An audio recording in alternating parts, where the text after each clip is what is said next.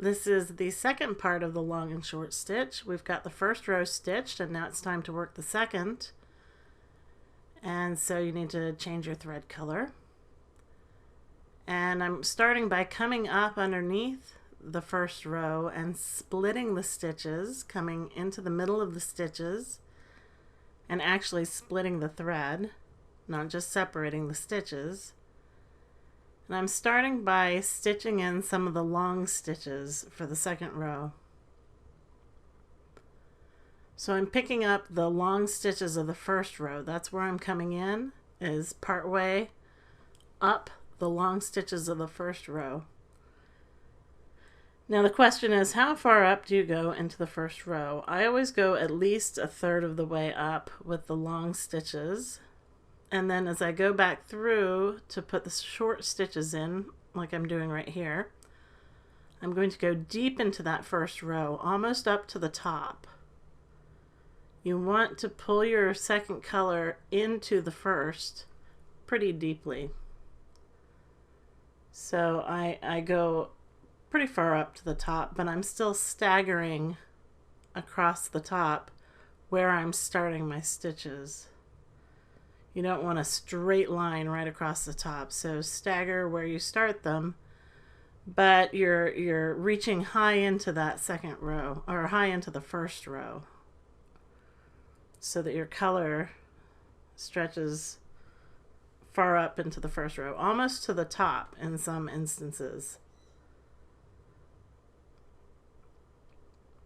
You don't want to go all the way to the top though. You don't want to split the stitches right on the edge because you don't want to mess up that smooth edge.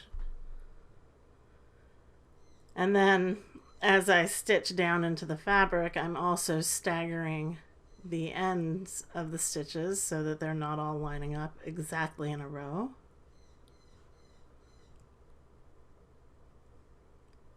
And in this manner, I'm just going to fill the row from the middle to the right.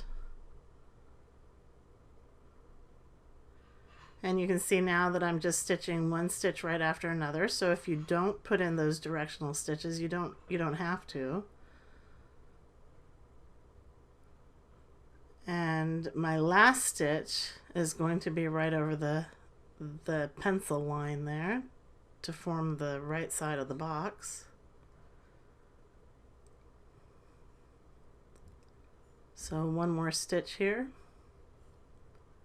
And then I'm going to move back to the center.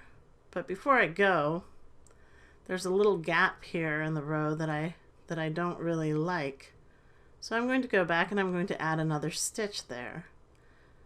And that's the nice thing about the long and short stitch, is it's a mildly forgiving stitch.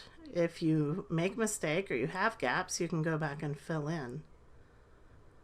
You want to fill in though before you go to the next row.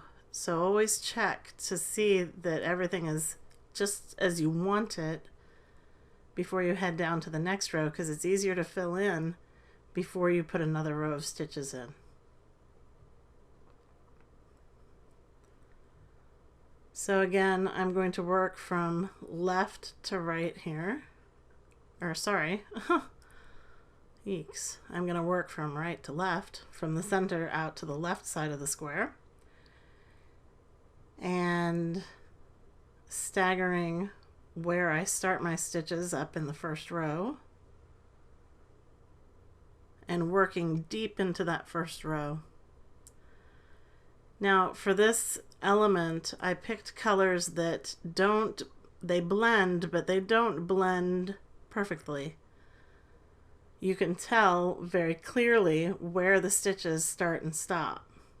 And that's on purpose so that you can see the structure of the long and short stitch. So now when we move into the third row, we're working with an even lighter thread now, and you'll be able to see clearly where each row begins and ends. When we move to the next element, which is the triangles in blue, those blues are so close in shade that you can't always see clearly where one color begins and the other ends. And that's pretty much what you want to achieve when you want a natural looking shaded area. But here, the idea is just to get the hang of the long and short stitch. One thing that I do if I'm seeking the right spot to put my needle in is I'll pull down on my thread in the direction that I want the stitch to go, and then I'll put my needle right behind my thread so that I get a straight stitch right where I want it to go. That's a handy little step, especially when you're working on an angle, on angles or slanted lines, is to pull your thread into the direction you want it to go. Here in the third row, I've gone from the center all the way to the right, marking out long stitches, and now I'm going to go back and fill in. So I'm actually going to go back to the center again and work to the right again. Alternately, you could just start from the right and move back again along that row, but I always work from the center to the right. And I don't know why, so I don't think it would make any difference if you set in your long stitches and then headed back down the row, putting in your short stitches. But this is just the way I do it.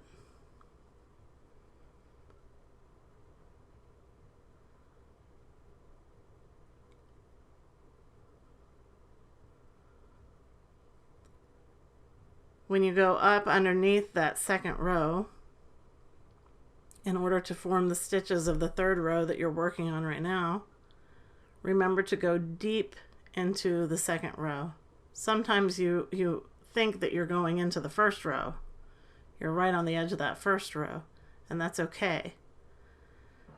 Always go deeper than you think you have to go, because when you pull your stitch down, it pulls the thread down.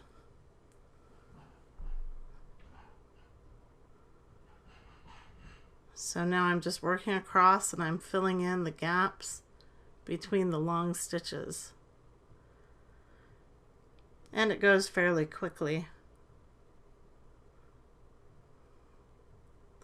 Another thing, as you're working the stitch, you should try not to be too rigorous about it. Try to be a little bit loose. Because if you're too rigorous and everything is just, long, short, very precise, it'll look nice, but it won't look natural. So try to loosen up a bit as you work the stitch. So now I'm working from the center to the left. And I'm putting in some long stitches. And again, I'm going about a third of the way up into the row before, into the long stitches in the row before. And sometimes even as much as halfway up. It just depends. And then as I go in to put the short stitches, I'm going almost all the way to the top of the row before. Not quite to the top, but just about.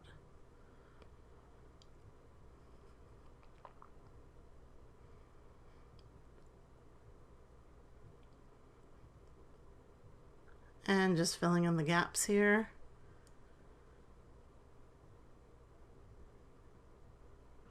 And that's going to bring us, you're going to fill up that row, and that's the end.